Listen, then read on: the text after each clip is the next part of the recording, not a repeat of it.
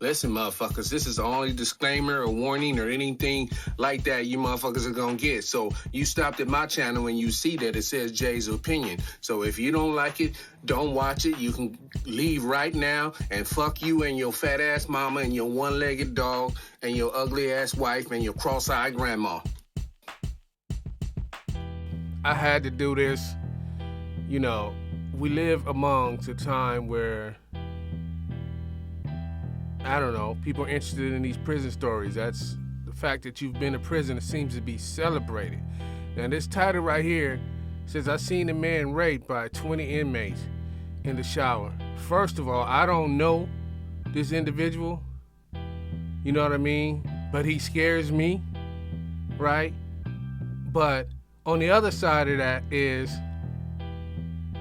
that's the motherfucker, well, let's call it like this. So when I look at this dude, that's the dude that, you know, they told you don't go to prison because he gonna get you, the boogeyman, right? Now I'm not calling him the individual that did the rape, but I'm saying if you were there to witness 20 inmates raping another man, what were you doing in the process if you didn't participate? Were you like what Big Worm was when he was oiled up? Were you over there oiling yourself up? I'm just saying, bro. Yeah, anyway, I want to get into the story here a little bit myself, man. You know, it's just, one, the dude is scary, and I'm not questioning his sexuality or nothing like that, but as a person reading this, remember, y'all put this shit on the internet. So it's open for interpretation, and just off reading it, yes, I want to see what happened here. I'm interested, so let's go. Oh, how many times you go in? What was your longest stint? My longest stint was my last stint. I just did 10 in the feds. Before that, I did like 7 in TDC, and then before then I did. Before that, there's another before that. Damn, bro, you didn't get enough after the first time? Them motherfuckers got me the first time, bro, and I said, that's it. I don't want nobody telling me when I can shower, when I can shave, when I can shit. And speaking of shit, having to put the sheet up when you go take a shit. Anyway, let this bro get back to the story. But damn, you didn't learn after the first time? This shit is not a badge of honor. Going to Harvard and getting a college degree is the badge of honor. You know what I'm saying? Being a successful married man is a badge of honor. You know what I'm saying? But anyway, let's get back to the story. And I'm not trying to judge the young man. I just got a different point of view than most of these cats that be, you know, putting out some of this stuff. And shout out to Prison Stories 101, because these stories are important. They are important, right? You know what I mean? But let's get to the video. Did like 5 in TDC. And in between there, you know, little small stuff here, a couple of months here, a couple of months there. Little small stuff add up to big stuff. For my young juveniles out there listening, you know, they had that catch and release. They catch your ass and they release your ass because they see you out there eating. When I say eating, that means you commit bigger crimes, and all them little things build up, man. And that's how you end up with a life sentence. And I'm gonna keep it real with you. It's just Jay's opinion. Everybody don't have to like what I'm saying. Again, no disrespect to this man, but like I said, to Prison Stories 101, these are important stories because people can learn from them. There are other perspectives other than just, let's everybody be a gangster and a tough guy and be intimidating looking. No, humble yourself, bro. Christ humbled himself, bro. And he was God. Let's get to it. So let's start with the first, you said 6, I mean, how 7? No, the first was like 5. 5. What got you caught up the first time? Playing with that iron, you heard me? Playing with that iron. Playing with that iron. Say it. It's such conviction and such pride. Playing with that iron. For those people that do not understand Ebonics, understand what he's saying, playing with that iron mean that gunslinger. You know what I mean? playing with that iron. And if you look up on his face, and I'm not trying to judge, but I am, you put it out there so people are gonna scrutinize it, and I'm one of those people that scrutinizes it. And no disrespect to you, brother, I don't want no smoke, not the kind of smoke that you talking about. I don't want to be harmed, but I want to be honest, right? You look like the look on your face right now says you're proud of this. This is a proudest moment. Okay, just my perception. You know, I always ride with that. You know, technically I'm a Chopper City boy, so I can't get caught without one. It's like my American Express card. You know, they say, you know. I tell you what, bro. I take the American Express card over that iron. I'll take the American Express card over that iron any day. Cause, listen, an American Express card ain't gonna get me sitting next to Bubba. I ain't gonna have to sit on here and tell stories about I watched 20 inmates raping somebody. You know what I mean? I still got an issue with you watching that though. How would you watch that? I'd be like, nah, I'm cool, bro. I would have went in my cell and made me had a couple soups or something like that. You know what I'm saying?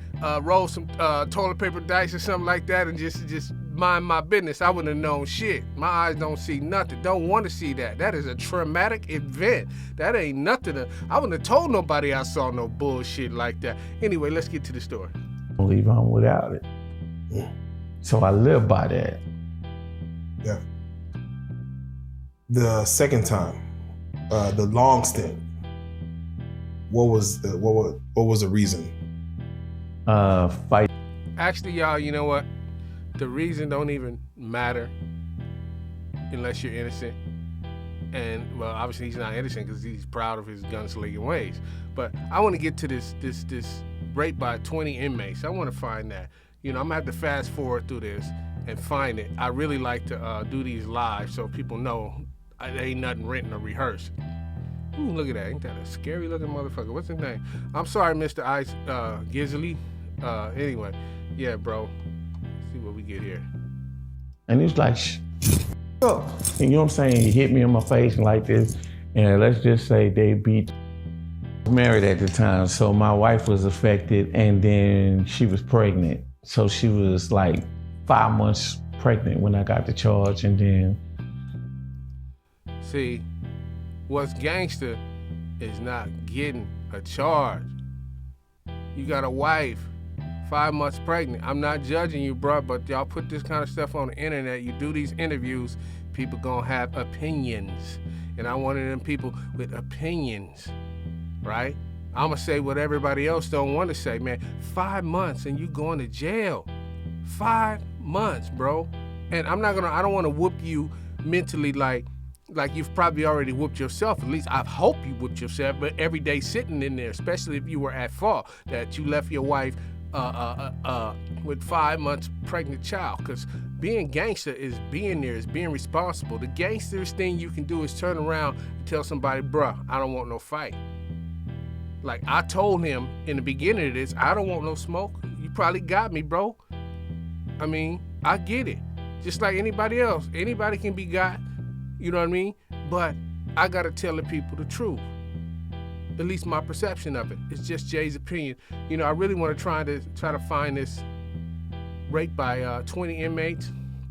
But I think at the end of the day, I don't really have to show that. Now, this is from Prison Stories 101. You know, shout out to them. If you guys want to go find this story, it's titled, I Seen a Man Raped by 20 Inmates in the Shower. You know what I mean? What were you standing around in the shower for, bro? With 20 inmates. That's like one big old zesty porn session. You know what I mean? Big old zesty, because one, you know what I mean? I wouldn't have been in the shower with 20 motherfuckers. I would have just stayed funky as hell. I wouldn't have washed my ass or nothing. Matter of fact, I would have did it intentionally. I would have walked around stanking. Don't nobody want me. Make sure they wouldn't try nothing. I would have walked around stanking like shit. I wouldn't even got in the shower. Anyway, I think I do want to end this video for copyright issues.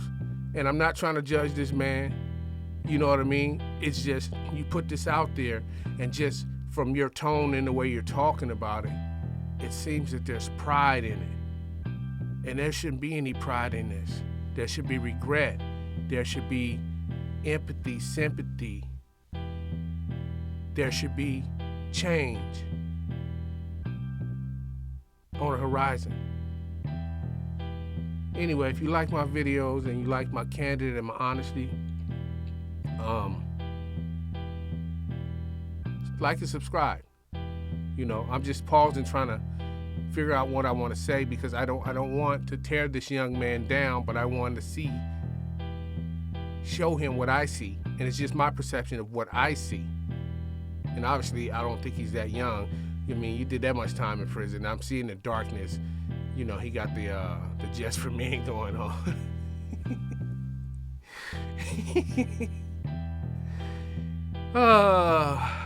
For prison just ain't for me, so I'm gonna leave it at that.